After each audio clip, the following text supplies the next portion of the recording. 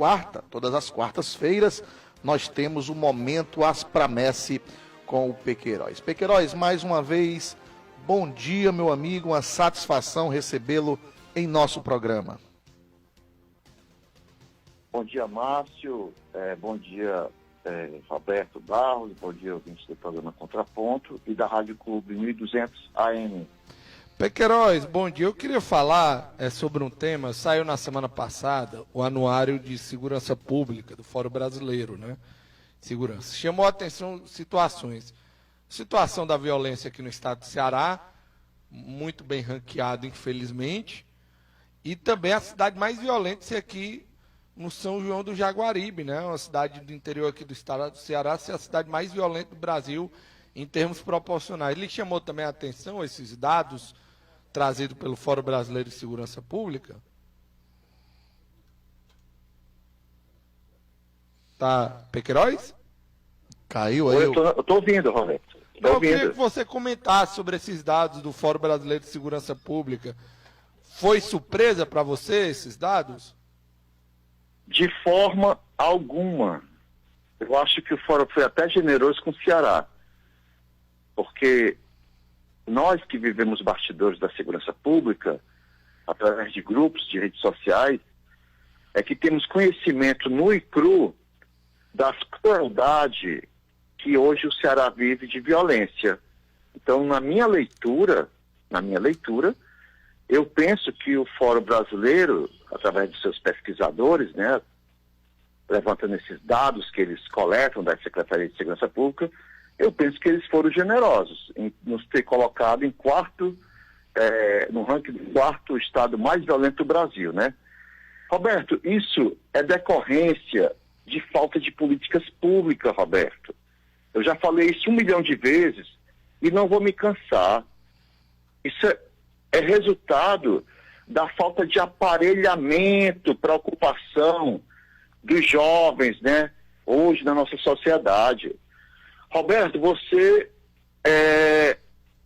deve ter uma memória boa. Eu vou falar aqui uma coisa, você vai rapidamente observar que é verdade. Você sabe quantos Cuca tem em Fortaleza, Roberto? Quantos? Assim, eu não me lembro se é 3, 4, não me lembro. Roberto, 2. Apenas 2. Somente 2 para uma população de mais de 2.700.000 habitantes, Roberto. Como é que você vai dividir a sociedade fortalezense, né, a juventude, com aparelhamento de esporte, não sei o quê, em apenas 2 Cuca, um na Barra do Ceará e um na Vila Manuel Sátiro, ali do lado da lagoa da Vila Manuel Sátiro? Como é que fica os jovens da Praia do Futuro, da Messejana, do Bom Jardim, etc., Roberto? Então o Estado, Roberto, ele é muito perverso com as pessoas. E essa perversidade do Estado, esse abandono do Estado com aparelhamento proporcional. Porque o cara vai dizer assim, né? Vai dizer, mas tem 2 Cuca. Meu amigo, pelo amor de Deus, vá. Não vou nem dizer o resto. Porque não pode ser desse jeito. Então, essa falta de acompanhamento do Estado, né, para com as pessoas, acaba resultando, Roberto, nessa condição de que esse famigerado Estado paralelo que se instalou hoje nas comunidades, acaba com seus modus operandi, né, que são extremamente danosos às pessoas, acabam causando esses índices aí de violência que o Fórum Brasileiro acaba levantando, né? Esse São João do Jaguaribe, Roberto Barros, ouvintes do programa Contraponto, para mim, também não é novidade alguma. Em 2018, recordando aqui alguns momentos da minha vida, em 2018, Roberto, eu estava em campanha eleitoral, né? Eu era candidato a deputado em 2018 e eu visitei o Ceará, dentre eles o município de São João do Jaguaribe. E, para minha surpresa, depois de eu ter entrado inocentemente no município e não ter encontrado, né, o policiamento e tal, porque a gente é candidato de categoria, e a gente tende a essa condição de se aproximar daqueles semelhantes, né? Na busca de conversar e tal e tal. E depois que eu entrei no município, que eu saí do município, cheguei lá fora, na BR-116, eu encontrei uma viatura. E aí eu fui me apresentar para os colegas, componentes daquela viatura, isso lá em 2018. E eu dizia assim para o colega: ô rapaz, tudo bem, como é que vai? Eu fui ali no município, procurei vocês e não encontrei vocês. Rapaz, tu é doido, tu entrou aí? Eu digo: entrei, por quê? Algum problema? Tu é doido, macho, eu não sei como é que tu não foi morto. Eu digo: por quê? Porque essa cidade aí, macho, nem o prefeito consegue despachar o expediente dele em São João do Jaguaribe. Ele despacha lá de Russas, porque ele não consegue entrar no município dado o alto índice de criminalidade que tem aqui nesse município de São João do Jaguaribe. E a gente só vai lá quando é chamado, porque ninguém vai dar bobeira lá não. Então, São João do Jaguaribe também, para mim, Roberto Barros, e ouvinte do programa Contraponto, não é novidade nenhuma de que é uma cidade violenta. Porque nem o próprio prefeito, à época, né? Talvez eu não sei agora, porque as coisas andam meio misturadas, né?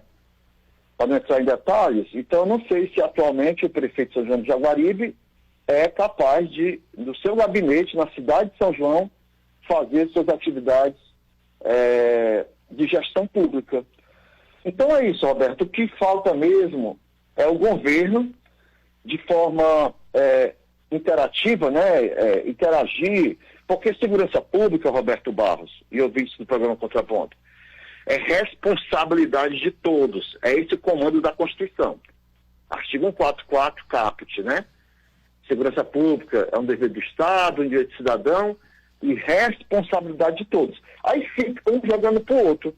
Né? O prefeito diz: não, o Estado é que tem que mandar a polícia militar para conter aqui os ânimos das pessoas. Aí o governo central diz: não, o Estado é que tem que resolver, porque eu sou apenas delimitador de diretrizes, né? E liberação de recursos federal, tem que ter um projeto e tal e tal. E aí por aí vai, e o povo é que paga o preço da violência, com a violência, né? Agora a gente observa que falta essa interação entre União, estados e municípios, né? O povo não pode continuar refém desse Estado paralelo que quer cada vez mais ampliar a sua dominação, Roberto. O Estado tem que tomar, como dizia minha mãe, né? Uso de razão. Não sei o que significa, não, acho que é para responsabilidade, né?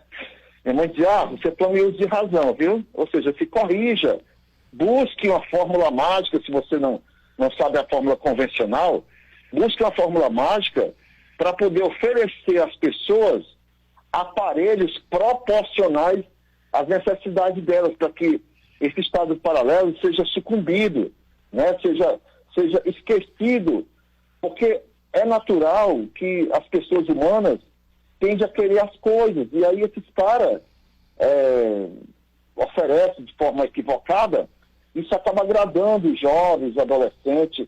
Você observa que cada vez mais, eu não vou entrar no mérito da maioridade penal, mas cada vez mais, Roberto Barros e ouvintes do Contraponto, a faixa etária do crime diminui mais ainda. Né? Antigamente a gente só via pessoas praticar crime depois de 18 anos. Há uns anos atrás caiu para adolescência, e hoje é crianças de 9, 10, 11 anos, aceitando entrar nessa onda da criminalidade, praticando arma de fogo, praticando coisas absurdas que a gente até nem quer acreditar que aquilo foi feito por uma criança. Por quê? E cada vez mais eles vão ampliando, né, a dominação exacerbada, e o Estado, de braços cruzados, esse esplêndido do Brasil, não toma as providências necessárias, Roberto. Pequeiroz, que eu ia falar que nível a gente chegou, né? Que nível a gente chegou? Uma cidade pequena, como a gente estava citando, né? São João do Jaguaribe, e essas facções, esse Estado paralelo dominou, né? A gente se já tem mapa aqui da cidade de Fortaleza, como está o interior também, né? Que tem os problemas que você já citou várias vezes de pouco policiamento, poucos policiais em cidades grandes, né, em cidades que eu digo grandes, com mais de 20 mil habitantes, que deveria ter um nível de policiamento, não tem quase nenhum, às vezes tem 3 policiais, 2 policiais, quando se tem, né? Quando se tem. Mas aí a gente fica esse processo de desvalorização, de efetivo, de baixo efetivo, acaba facilitando que esses estados paralelos também dominem essas cidades, que há tempos atrás eram cidades tranquilas, né, Pequeiroz? Sim, cidades, né, com condições de você armar uma rede, né, que é uma característica do cearense, ter um alpendre na sua casa, né, aquele terraço ali, aquela coisa, você armava aquela rede, e ali você contemplava, né, o dia todo, aquele ventinho te balançando ali e tal, embora a região seja meio quente, né? Mas hoje é impossível, Roberto. Hoje a gente observa, nos locais mais remotos, eu tenho a necessidade de andar muito pelo Ceará, em locais mais remotos em que você tem uma dificuldade tremenda para chegar lá, as casas estão usando grade, Roberto. Para quê? Para quê? Uma casinha de pau a pique, no meio do sertão, gradeada, Roberto. Só deve ser para uma sensação falsa de segurança, né? Porque no lugar daquele, como eu já vi residências isoladas, o cara pode botar o que quiser, porque por mais que ele grite, que ele ligue, que às vezes nem sinal tem de sinal de internet, nem de telefone, não vai chegar ninguém para socorrer ele. Então, tá difícil, tá muito difícil. Eu espero que o governo do estado busque soluções para que possa, junto com os prefeitos, né, do Ceará, encontrar um mecanismo que possa, digamos assim, diminuir, né? Porque extinguir essa violência, eu não tenho mais, Roberto, expectativa de ver essa violência sendo extinta, mas pelo menos diminuir, né? E a gente saia desses números aí. Nós já fomos o primeiro, hoje estamos no quarto, amanhã não sei se vai voltar para segundo, para terceiro, enfim. Mas que precisa ser feito medida sim. E um detalhe, Roberto, que eu não posso deixar de falar, é isso mesmo, você foi muito feliz quando fala na questão de efetivo também. Não que eu queira dizer, porque eu sou contra, eu repudio veementemente o Estado querer usar a força policial, né, o policial militar, como sendo, né, a solução de todos os problemas sociais que o povo tem.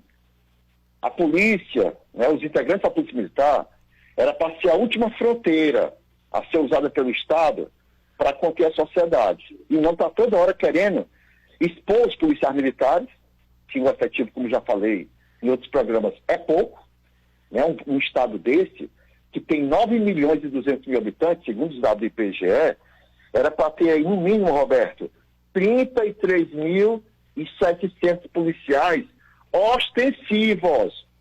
Não estou falando de polícia civil, não estou falando de perito criminal, estou falando de policial fardado na rua. Nós éramos para ter no Ceará 33.700 para poder atender aquela recomendação que ninguém encontra a fonte, mas diz que é 250 habitantes para cada policial. Embora, não sei como é que um homem sozinho vai conter 250 pessoas, que hoje a maioria é violenta, né? Estão tudo dominado aí ou se dominando.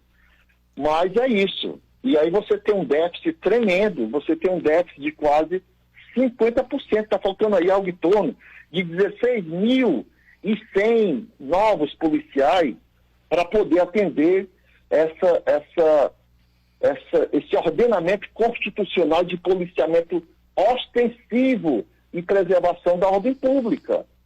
E o pior, Roberto, é que entra governo e sai governo, e nenhum se preocupa, Roberto Barros, em trazer essa pasta tão importante para a sociedade como uma pasta de Estado. Segurança pública, assim como a educação e a saúde, era para ser política de Estado, era para ser universalmente oferecida a todos os cidadãos cearenses. E não um governo entra, cria o policiamento tal.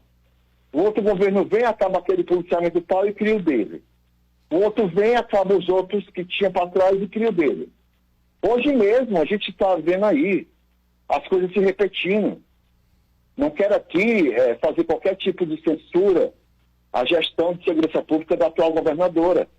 Mas o filme se repetiu, Roberto, a novela se repetiu. Tá criando um Honda novo, né? O novo Honda, né? Que estão dizendo, mano. Um policiamento. Eu sei que é dado dela, né?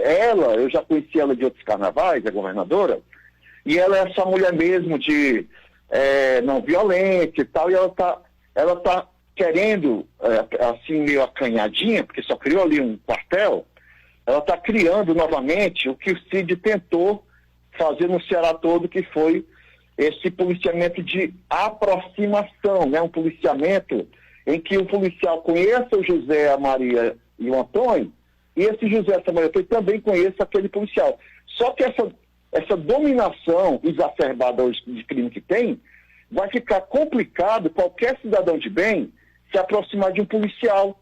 Porque a primeira ideia que vem na mente do criminoso é que ali é um X9, uma pessoa que estaria passando informação da comunidade para aqueles policiais. Isso é danoso. Isso pode levar um cidadão à morte, né? Da forma mais cruel que você possa imaginar. Esquartejado, queimado, com scalp arrancado do rosto, enfim. Antigamente, Roberto, eu estou me estendendo demais, é porque segurança pública é uma coisa tão complexa, mas você sabe, nos anos 90, lá na gestão de Tassi e Ciro, foi desenvolvido um sistema de conselhos comunitários de segurança pública, né, em que uma liderança, ou mais de um, claro, naquele bairro, naquela comunidade, passava a ser o interlocutor direto, sem intermediário, do governo, para o governo, entendeu? Eu me lembro que eu trabalhava no Cambeba, porque já quem não sabe, eu já fui praticamente agente de governo por mais de 12 anos no gabinete do governador. Então essas políticas eu conheço. E a Isolda está trazendo de volta essa tentativa de aproximação com esse policiamento comunitário, que ela inaugurou agora essa semana passada. Embora seja assim, como eu já falei, um embrião ainda meio tímido, mas eu acho que nesses poucos meses que ainda falta para a gestão dela, ela não vai conseguir ampliar para o Ceará todo, porque aí precisava de uma gestão inteira, né, de uns 4 anos ou mais, para poder as pessoas compreender que o policial não é um monstro.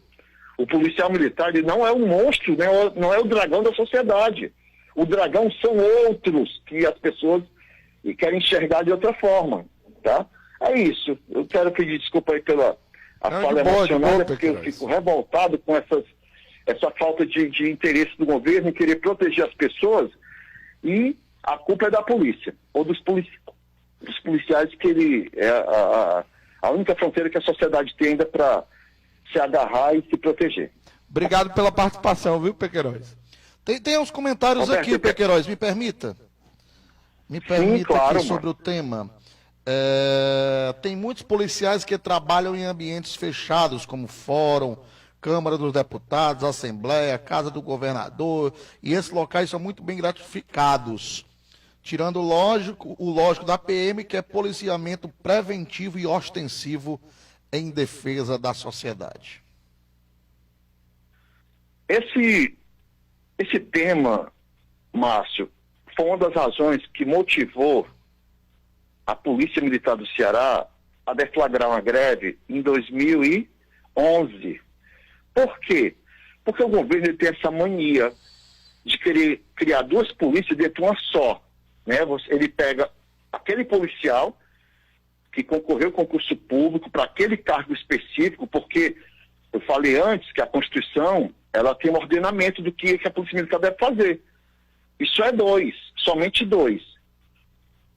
Ostensividade, ou seja, a pessoa tem que ver o policial fardado, e nas ações dela, da Polícia Militar, a preservação da ordem, para que não haja essa balbúrdia que se instalou na segurança pública, tá?